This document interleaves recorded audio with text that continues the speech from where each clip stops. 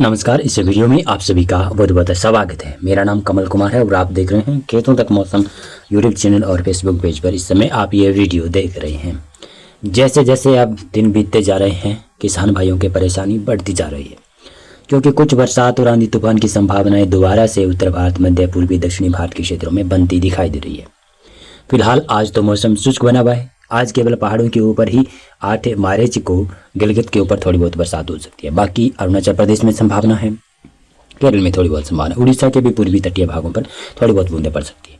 बाकी संभावनाएं मौसम में शुष्क रहने की संभावना है। पंजाब में, जम्मू कश्मीर में, हिमाचल प्रदेश, उत्तराखंड में, हरियाणा, दिल्ली, उत्तर प्रदेश, राजस्थान, गुजरात, मध्य प्रदेश, महाराष्ट्र, छत्तीसगढ़, बिहार, झारखंड, इन क्षेत्रों में मौसम शुष्क रह सकता है। दक्षिणी भारत में वे केरल को छोड़कर बाकी सभी क्षेत्रों में मौसम शुष्क है। अंडमान और निकोबार द्वीप समूह के दक्षिणी भागों में थोड़ी बहुत बूंदाबांदी की गतिविधियां हो सकती है। 9 मार्च को गिलगित और लद्दाख, जम्मू कश्मीर और हिमाचल प्रदेश के कुछ उत्तरी इलाकों पर बरसात और स्नोफॉल होगा। उत्तराखंड में संभावनाएं कम है। नेपाल के पूर्वी इलाके, सिक्किम, भूटान, अरुणाचल प्रदेश, इन क्षेत्रों में बरसात के साथ में कई जगहों पर आंधी तूफान की भी गतिविधियां हो सकती है। बिहार में मौसम में बदलाव होने की संभावना है। 9 मार्च को बिहार में पूर्वी क्षेत्रों में थोड़ी बहुत बूंदाबांदी की गतिविधियां शुरू हो सकती है।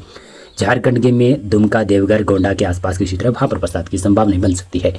पश्चिमी बंगाल के उत्तरी इलाकों पर, जलपाईगुड़ी के आसपास, अलीपुरद्वार और कूच बिहार के आसपास के क्षेत्र है, वहां पर कुछ भागों पर हल्की बूंदाबांदी शायद हो सकती है।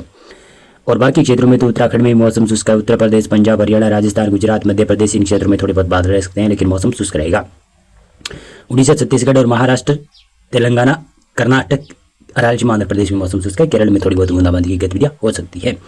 10 मार्च को गिलगित, लद्दाख, जम्मू कश्मीर, हिमाचल प्रदेश के कुछ उत्तरी इलाकों पर ही बरसात और स्नोफॉल संभावित है। उत्तराखंड में मौसम शुष्क रहेगा। पंजाब, हरियाणा, राजस्थान, गुजरात, मध्य प्रदेश, महाराष्ट्र, इन क्षेत्रों में मौसम मुख्यतः शुष्क रहेगा, लेकिन बादल कहीं कहीं पर बने रह सकते हैं। पूर्वी भारत में भी अब धीरे धीरे मौसम दोबारा से शुष्क हो जाएगा। और पूर्वोत्तर राज्यों में, अरुणाचल प्रदेश में बरसात और स्नोफॉल, सिक्किम में भी कुछ जगहों पर बरसात और स्नोफॉल हल्की हो सकती है। दक्षिण भारत में भी कोई ज्यादा मौसम में बदलाव नहीं है, मौसम शुष्क रहेगा। 11 मार्च को गिलगित, लद्दाख, जम्मू कश्मीर, हिमाचल प्रदेश और उत्तराखंड के कुछ उत्तरी इलाकों पर बरसात और स्नोफॉल की संभावना है। इतना अगर सक्रिय पश्चिमी विक्षोभ आएगा तो कुछ मैदानी क्षेत्रों में भी मौसम बदलेगा।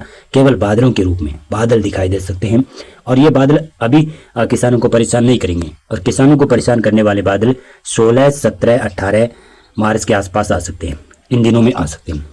और फिर दोबारा से 19, 20 मार्च के दौरान दोबारा से मैदानी क्षेत्रों में मौसम बदल सकता है। पूर्वी भारत, मध्य भारत में भी मौसम बदलाव रहेगा, लेकिन इतना ज़्यादा बदलाव नहीं रहेगा। गर्म मौसम रहने की संभावनाएं पूरी दिखाई दे रही है।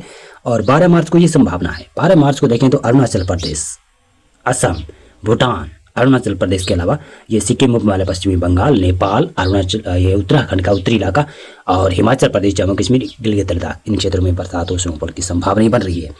पंजाब, हरियाणा, राजस्थान, गुजरात, मध्य प्रदेश, महाराष्ट्र, इन क्षेत्रों में मौसम शुष्क रहेगा। बिहार, झारखंड, पश्चिमी बंगाल, उड़ीसा, छत्तीसगढ़, इन क्षेत्रों में मौसम मुख्यतः शुष्क रहने की संभावना है। महाराष्ट्र हो गया, कर्नाटक के उत्तरी क्षेत्र, तेलंगाना, राज्य आंध्र प्रदेश में मौसम शुष्क रहेगा। 13 मार्च को पूर्वोत्तर राज्यों में ही बरसात संभावित है, बाकी इलाकों पर मौसम ज़्यादा बदलने वाला नहीं है। 14 मार्च के बाद में मौसम में अचानक से बदलाव होना शुरू होगा। उत्तर भारत की तरफ, पहाड़ों की तरफ पश्चिमी विक्षोभ मजबूत आने लगेंगे, और मैदानों में पंजाब, हरियाणा और राजस्थान, दिल्ली, पश्चिमी उत्तर प्रदेश एक क्षेत्र है जहाँ पर बादल धीरे धीरे गहराएंगे। लेकिन 14 मार्च को बरसात की संभावना नहीं है। 15 मार्च के बाद में 16, 17 मार्च को कुछ संभावनाएं बन सकती है, लेकिन वेदर मॉडल फोरकास्ट नहीं करेगा अभी। ये आंध्र प्रदेश के कुछ उत्तरी इलाकों पर भी बरसात दिखाई दे रही है। इसी के साथ साथ में देखें तो 15 मार्च को वेदर मॉडल क्या फोरकास्ट कर रहा है कि इस क्षेत्र में बरसात दिखा रहा है। ये IMD का GFS वेदर मॉडल है, लेकिन ये बदल कर मेरे को लग रहा है कि उत्तरी भारत की तरफ भी ये बरसात की गतिविधियाँ, आंधी तूफान की गतिविधियाँ पहुंच सकती है। यानी ये प्रॉपर बदलने की संभावना है, ये जो वेदर मॉडल जो दिखा रहा है ना, इसके अनुसार मैं बताऊँ। और 16 मार्च को भी जो दिखाया जा रहा है बरसात दक्षिणी भारत, मध्य भारत में दिखाई दे रही है, वो बरसात की गतिविधियाँ उत्तर भारत की तरफ भी शिफ्ट हो सकती है। बदलाव होगा मौसम पूर्वानुमान में, इस मैप में तो बदलाव हो सकता है।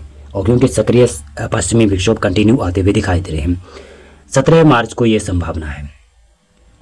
साथ में आपको मैं बता दूं कि 15 मार्च के बाद में क्या होने वाला है कि एक तो जो हिंद महासागर है वो काफ़ी सपोर्टेबल हो जाएगा प्री मानसून बरसात की गतिविधियों के लिए, और ऐसे ही अरब सागर और बंगाल की खाड़ी भी काफ़ी सपोर्टेबल यानी सपोर्ट करने लगेगी। और उत्तर भारत में अगर इस दौरान 15 मार्च से 22 मार्च तक अगर कोई उत्तर भारत में हल्का मध्यम दर्जे का भी पश्चिमी विक्षोभ आएगा ना, तो उसको काफ़ी सक्रिय भी कर सकती है ये प्रणालियाँ। यानी एक तो बंगाल की खाड़ी और अरब सागर ये दोनों सपोर्टेबल रहेगी, जो भी पश्चिमी विक्षोभ आएगा उसको सपोर्ट करेगी। तो सपोर्ट करेगी तो एक दो बार शायद सक्रिय सा सिस्टम भी बन सकता है। आंधी तूफान और बरसात कई जगहों पर हल्के ओले भी पड़ सकते हैं भाई।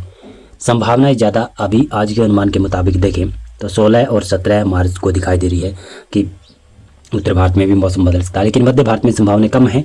फिलहाल जो ये वेदर मॉडल दिखा रहा है ये कल तक शायद बदल सकता है, और फिर दोबारा से मौसम बदलने की संभावना उत्तर भारत के क्षेत्रों की बात करें तो 19 और 20-21 मार्च के दौरान दिखाई दे रही है। अभी मौसम पूर्वानुमान और अपडेट में बस इतना ही था।